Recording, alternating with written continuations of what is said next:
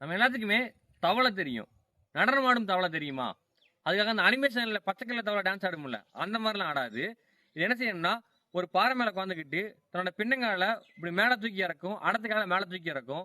இது ரொட்டீனா பண்ணும்போது பார்க்கறதுக்கு டான்ஸ் மாரியே இருக்கும். அதனால இதுக்கு வந்து டான்சிங் ஃப்ராக்ன்னு வச்சிருக்காங்க.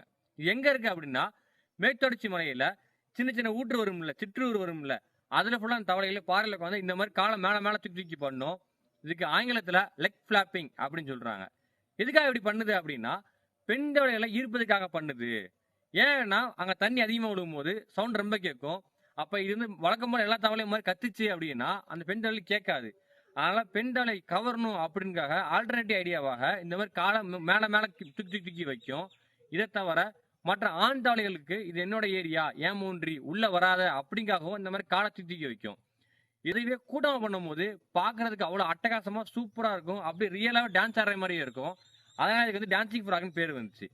இது இப்ப எண்ணிக்கை கொஞ்சம் குறைஞ்சிட்டே வருது. அதுக்கு காரணம் என்னன்னா, காடழிப்பு, நெறைய தண்ணி மாசுபடுறது, அதுக்கப்புறம் அதோட இட அழிப்பு, இந்த மாரி பல காரணங்களால இந்த தவளை எண்ணிக்கை கொஞ்சம் கொஞ்சமா குறைஞ்சிட்டே வருது.